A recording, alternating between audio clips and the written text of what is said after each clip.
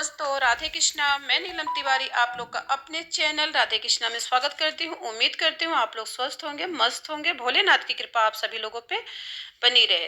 तो चलिए बात करते हैं सटतिला एकादशी के बारे में, जो कि माघ मास के कृष्ण पक्ष में पड़ती है। इस दिन भी भगवान विष्णु के स्वरूप की पूजा की जाती है, उनकी आराधना की जाती है और सभी पापों से मुक्ति के लिए ये व्रत रखा जाता है।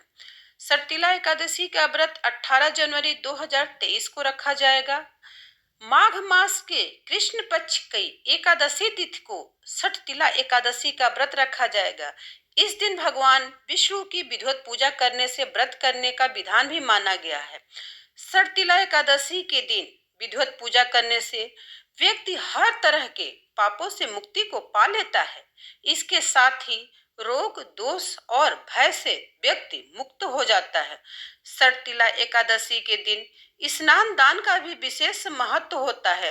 ऐसा करने से पुण्य की प्राप्ति होती है। चलिए जानते हैं सटतिला एकादशी का शुभ मुहूर्त, महत्व और पूजा विधि।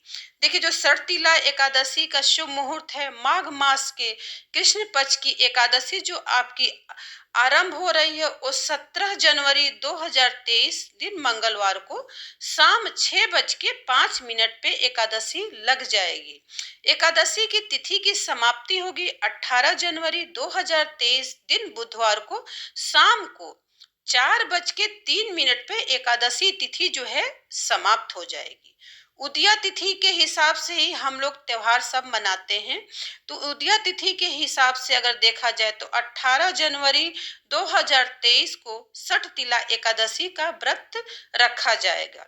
इसमें देखिए कि जो सटतिला एकादशी का व्रत है, जिस तरह इसका नाम है सटतिला एकादशी व्रत, तो इसमें तिल का बड़ा महत्व होता है, क्योंकि ये माघ मास में कृष्ण पक्ष में ये एकादशी पड़ती है, इसलिए इसमें तिल का बहुत महत्व होता है। जितना भी इस दिन तिल का आप प्रयोग करेंगे दान करने में, स्नान करने में, उतना ही आपको पुण्य की प्राप्ति होती है। सटतिला एकादशी में 3 जो है वो योग भी सुंदर बन रहे हैं। देखिए, जो वृद्धि योग होता है वो मनुष्य को सभी पापों से मुक्ति दिलाता है। तो 18 जनवरी को ये कब लग रहा है इसको जानिए। सुबह 5:58 से 19 जनवरी को तो सुबह 2:47 तक आपका वृद्धि योग चलेगा। उसके बाद आपका जो दूसरा है वो अमृत सिद्ध योग, जो 18 जनवरी को सुबह 7:02 से 18 जनवरी को शाम 5:22 तक रहेगा। उसके बाद जो तीसरा योग बन रहा है वो सर्वा सिद्ध योग बन रहा है। वो 18 जनवरी को सुबह 7:02 से 18 जनवरी को शाम 5:22 पे ये भी योग आपका जो है वो समाप्त हो जाएगा। तो इसलिए जो सटतिला एकादशी का व्रत है, इसमें 3 बहुत ही महत्वपूर्ण योग बन रहे हैं। अगर इसमें आप दान पुण्य करते हैं, एकादशी का व्रत करते हैं, तो सभी पापों से आपको मुक्ति मिलती है। सटतिला एकादशी व्रत का पारण किस तरह करना है इसको जान लीजिए। सटतिला एकादशी का व्रत का पारण आप 19 तारीख को 2023 को सूर्योदय के बाद किसी भी समय आप कर सकते हैं। सटतिला एकादशी पे तिल का बड़ा महत्व होता है, क्योंकि देखिए जिस हिसाब से इसका नाम ही है सटतिला एकादशी, सटतिला एकादशी के दिन भगवान विष्णु को तिल का भोग लगाइए। लगाना बहुत ही शुभ माना जाता है। माना जाता है कि मकर संक्रांति की तरह सटतिला एकादशी के दिन तिल का दान करना शुभ माना जाता है। इस दिन तिल का दान करने से मृत्यु के बाद वैकुंठी की प्राप्त होती है, वैकुंठ धाम को इंसान जाता है। इसके साथ ही व्यक्ति के हर कष्ट से छुटकारा मिल जाता है और माँ लक्ष्मी की कृपा भी भक्तों पे बनी रहती है। उनके जीवन में धन की कभी कमी नहीं होती है। सटतिला एकादशी के दिन तिल का 6 तरह से इस्तेमाल आप कर सकते हैं। जल से तिल डालकर स्नान करिए, तिल का दान करिए, तिल का सेवन कीजिए, तिल से तर्पण कीजिए और हवन में भी तिल अर्पित करने के साथ तिल का सेवन करें। सटतिला एकादशी जो 2023 में पूजा विधि है उसको जानते हैं।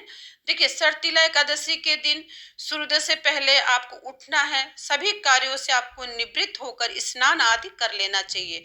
उसके बाद आपको स्वस्थ कपड़े पहनने से, धुले कपड़े पहनने चाहिए। उसके बाद भगवान विष्णु का मनन करते हुए व्रत का संकल्प लें, भगवान विष्णु की पूजा आरंभ करें।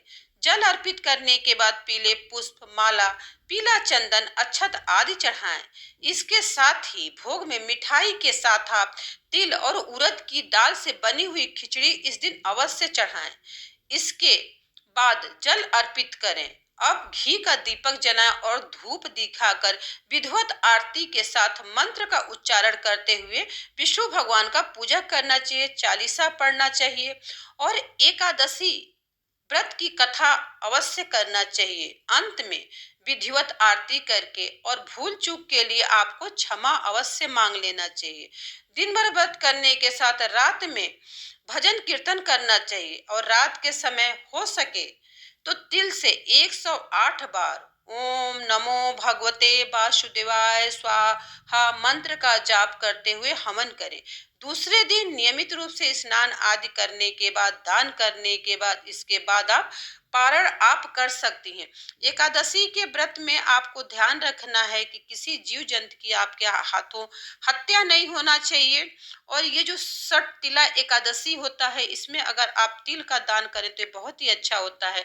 जो आपके पितर लोग हैं उनको भी तिल का आपको तर्पण अवश्य इस दिन करना चाहिए, क्योंकि ये सठ तिला एकादशी का है।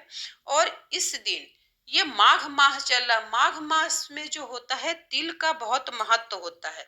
तिल से ही इसमें पूजा अर्चना की जाती है। और जो उड़द की आप खिचड़ी बनाएंगे उसमें आप चावल का प्रयोग बिल्कुल भी नहीं करेंगे, क्योंकि एकादशी के दिन चावल का प्रयोग नहीं किया जाता। उड़द की दाल का सिर्फ इसमें खिचड़ी बनाना है। ठीक है, तो उड़द की दाल की ही खिचड़ी आप बना के भगवान का भोग, क्योंकि ये माघ मास चल रहा तो इसमें आप अगर भोग लगाते हैं तो ये बहुत ही अच्छा माना जाता है। और तिल का दान करने से ऐसा भी बताया गया, जो लोग तिल का दान इस दिन करते हैं उन्हें स्वर्ग की प्राप्ति होती है। तो इसलिए इस दिन आप लोग को तिल का दान करना चाहिए। इस दिन उड़द की दाल और तिल को मिलाकर आप खिचड़ी बनाएं, उसके बाद भगवान को भोग लगाएं। लेकिन ध्यान रखिएगा कि इसमें चावल आपको नहीं डालना है, क्योंकि चावल का प्रयोग जो होता है वो एकादशी में नहीं किया जाता है। और एकादशी का जो लोग व्रत करते हैं उन्हें झूठ, छल, कपट इन सब से दूर रहना चाहिए। पर निंदा नहीं करना चाहिए, जितना हो सके उतना मौन व्रत का पालन करना चाहिए, क्योंकि जब ज्यादा आप बोलते हैं तो कुछ ऐसा भी बोल जाते हैं जिसको आपको नहीं बोलना चाहिए। व्रत में जितना आप मौन रहिए उतना ही आपको व्रत का फल प्राप्त होता है। एकादशी के दिन इस दिन ये भी करना है कि गाय को आप अगर तिल खिलाते हैं, तिल और गुड़, कच्चा तिल, काला तिल होना चाहिए, इसमें सफेद तिल का नहीं प्रयोग करना है, काला तिल और गुड़ खिलाते हैं तो ये समझिए कि 33 कोटि देवताओं का आशीर्वाद आपको प्राप्त होता है।